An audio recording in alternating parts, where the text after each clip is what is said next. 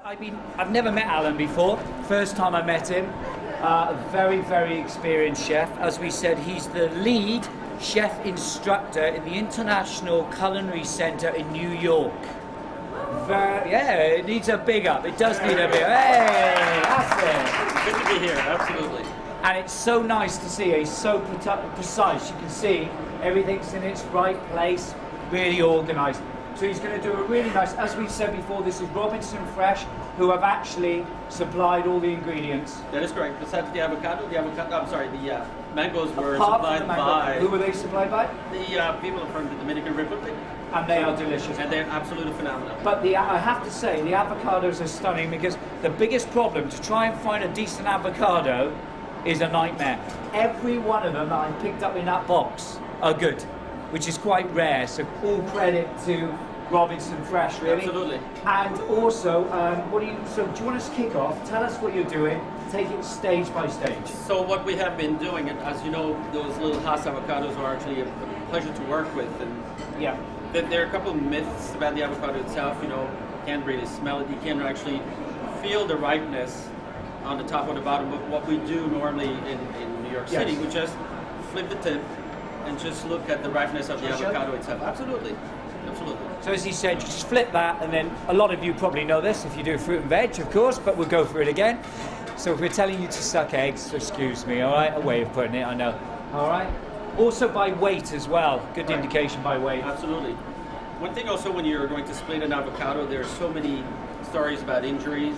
The injuries range from a simple poke to actually, and I had the case with one of my students, you know, nice gash in your hand, just because we're not paying attention to the pit. And it's not because the pit is either rotten or overripe, it's just the nature of the pit itself. It could just go through, or your knife is nearly sharpened. So I would say we start with the avocado. Once you get to the pit, I would place it on a cutting board and just be careful by moving around, splitting it, twisting it, and you have your perfect avocado right there. Can you see it, guys? You see it? Can you see the avocado right beautiful like this, where you remove the pit, just a little tip of the knife, it is right there. Myth also, just poke through 3 little toothpicks in the pit, a little water, and you'll have the avocado plant growing in your living room, if that's the case. Homemade avocados right there. Yes, that works. So we are using a large spoon to remove that beautiful. So can I ask you where the recipe, did you invent the recipe? Is it something that you teach? Well, this is a good question. I think when I came over, it was just said, oh, by the way, chef, do something with avocado. Okay, I was here for 2 days, avocado, let's see what's on the market. And I thought also, we mentioned that avocados are always used to make guacamole. They're used in drinks, they're used as a garnish, and they're not necessarily used as a main ingredient. So what I am going to do is pair the avocado with papaya, mango, and just turn it a little bit of a ceviche for you. Ceviche, for me, refreshing, springy, definitely acidic, on asparagus that have been grilled as well. We'll see exactly. I'd like to have your feedback obviously later. Perfect time of the year. If you look at that look, you can see how that's come out so easily. And that is the indication of the avocado being perfectly ripe. If it comes out like that, it means it's the perfect avocado. What we are going to do, we are going to slice them on a bias. Very, very carefully. We're going to add a little bit of salt, just a touch of oil, and what I am going to do, I'm going to put them on the grill for a moment. See how that works, right, with this type of grill? These inductor pads are really good, actually. They're actually very, very good. Really good inductor pads. We've preheated the grill a bit.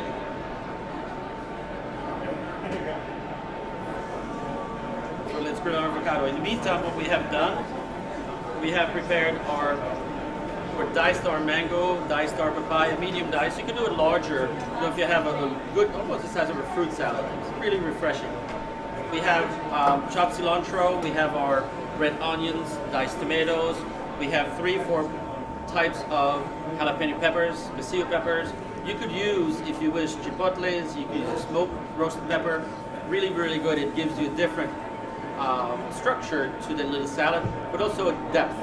And depth is something that we're looking for. Yes. We're certainly looking for taste.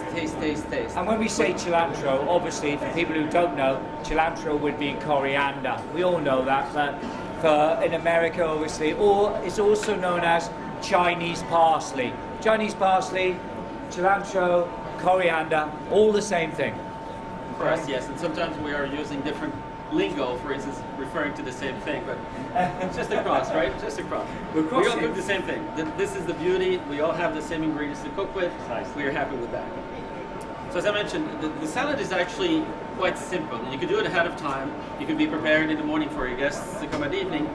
The ease of preparation is just such that you'll have the opportunity to put your feet under the table and just enjoy a glass of champagne with everybody. So this is what we are trying to do. The avocado is grilling very, very nicely. I mean, it's nice to see avocados grilled. How many of you tried grilling an avocado? I bet most of you haven't, have you? So They- oh, they are? over there. We have somebody over there. Oh, there's always one. But I think that the beauty of it, you could actually spice them up. You could grill them to be charred. I don't like them to be really, really charred. Yes. Because this is not the purpose of this So, particular in combination. America, would they do a lot of grilled avocado? Is that sort of something that we do? Or This is the first. Oh, it's a first. That I know Hey, of. That I know of. first. That I know of. This is a first. My chef or my supervisor at the International Culinary Center had mentioned that she had grilled some on a Barbie. Yeah. A little bit of lime, and it's Brilliant. absolutely delicious. You What, could- can I ask you about the International, Absolutely. Centre? What is it? What does it? So everybody knows what the International Centre is about. Okay, so the International Culinary Center is, or formerly known as the French Culinary Institute, is a full Can you all hear? service- Can you all hear? Can you hear me? Yeah. Full service. A little louder? Okay. Shout at them. All right. Full Shout at service culinary institution where, in a matter of 6 months daytime, 9 months evening time, the student goes through 6 stages of education, culinary education. Our main focus would be the classics, would be the culinary classics as are taught at the Culinary Institute of America, right here at Westminster, where our students come from. Level 1 and 2 are primarily orientation, basics. Level 3, 4 are pretty much advanced. Level 5, 6 would be in our restaurant, which is open to the public. We're located Lower Broadway, for those of you who know Manhattan or New York City, Lower Broadway, north of Canal Street. And we are in the Soho area, which is really, really booming these days. We have 5 floors of culinary education. We do Italian program, Spanish program, classic French program. We do pastry, confection, chocolate, anything that has Sounds amazing, really, anything doesn't that it? has to do. So it is a self-contained center right in the heart, right in New York City. Some people are just surprised by seeing the building and how wide. We're about 47 instructors with 18 kitchens. That is massive. That is 18 massive. kitchens. And I'm one of the leads, so we have our junior instructors that are leading us. Yes. But we try to be true by giving the student a real life experience. Good. Telling them how hard it is. Forget about spelling Sunday, holiday, married, or whatever it may be, and just be passionate. Yes. Live for what you Yes. feel. Absolutely. Could I also, while we've had some students helping you today, haven't we? Yes. From Westminster. Guys, will you give them a little bit of a clap because Yes. they've been doing a lot of work. And this morning it was a bit tense and they were doing a lot with me, so thank you very much. They're doing a great job. We wouldn't be here at this point in time without them. Precisely. So there we go. So what we are going to do, and as I mentioned earlier, this salad could be definitely managed in the morning. Just please, when you go to the market, and I know we are all pressed by time, we are all pressed by our peers to come up with something different, something ingenious. We all have the same Yes. things to cook with and to cook. Can you for hear? the public. Can we all still hear? Yes, we can. Maybe the Hands mic up would if be you can lower. hear. Because I don't know if you can. Okay, so we're all we on. can hear in the back too. So what we're trying to do, eventually, even with this recipe, Okay. is not being. There's nothing new here. I didn't invent anything. Everything is readily available right here on the floor. The only thing that I wanted to do is to combine something differently. The students will have the challenge in their future to just be different. But different in what way? Well, the way that they perceive the food that they're cooking with, the way that you feel the food you're cooking with, whether it be savory, whether it be sweet, whether it be spicy, their combination, their idea of structure will set them apart from their competitor. I mean, after all, we all cook with the same ingredients. Nothing has been changed, nothing has been brought up, nothing is new per se. We haven't yet to find a different species of fish or fowl or anything like that. So what their challenge is to come up with something that they feel represents them rather than the competitor. So in New York City, and this is my first time in London really, New York City. So what do you think of London? Well, the hotel is magnificent. The hotel is good. Because I'm flying to this Lovely. area. When I think the diversity in New York City is such that you think of a restaurant, you can probably find it within 15 minutes. And I'm not sure about the London scene. We've gone through, since I'm in New York since the early 80s, we've gone through a movement of the farm-to-table movement where customers are demanding to know about the origin of a product. And the farms actually lower New York State are really, really busy trying to make the customer aware of how they grow things, Yes. how they're packed, how they are harvested, how they are transported, and at what time of year. So we go back to perhaps a little seasonality. I used to think that France was the largest refrigerator in the world. The only thing they never produced was caviar. Go to the Caspian Sea. The United States is the largest refrigerator in the world. You want it, pick up the phone. It'll be on your doorstep within 2 hours, 3 hours, if not the following day, wherever it comes from. If it's hydroponic, if it's hot house, if it's from the East Coast to the West Coast, from north to south, from the islands. So is it possible, is it feasible to offer all these items year round? Yes, it is. Is it constructive? I don't think it is. Because you are missing on the ripeness of a fruit, you're missing on the availability of a shellfish or anything like that. And it's a little bit too, for me, in my book, too readily available. And that's the way I perceive it, that's the way I try to teach my students. Seasonality, as we know. You have your first white asparagus, you have your first green tips, you have your first endive, being from Belgium, you have your first mussels, Yep. and so on and so But on. it's buy local, isn't it? You should Absolutely, buy local. absolutely. Big There- message, buy local. Everybody's pipes on about it now, but it's a fact. There's another thing that I wanted to share with you, Peter, and I'm not sure if we talked about that. There's currently a new movement it originated with Chef Eric Ripert of Bernardin and Chef Rick Moonen at Oceana. We Yes. call this from dock to dish. What does that mean, dock to dish? Rather than to call you fishmonger and say, by the way, I need 50 pounds of mackerel tomorrow, 50 pounds of Dover salt, you can tell them, give me 30 pounds of whatever you caught this Yes. morning. And it is our challenge to put it to fruition. Make it. Yeah. So each and every restaurant may not be interested in mackerel, may not be interested in Dover salt, may not be interested Yes. in Black Sea bass. But whatever they catch, it'll be on your doorstep the following morning. good. I think it's a great idea. Very good I think idea. it's right. It's sustainable. Yeah. It is what the customer expects of you as a chef. Yes. Ingenuity, creativity. And I Yeah. think we got everything together there.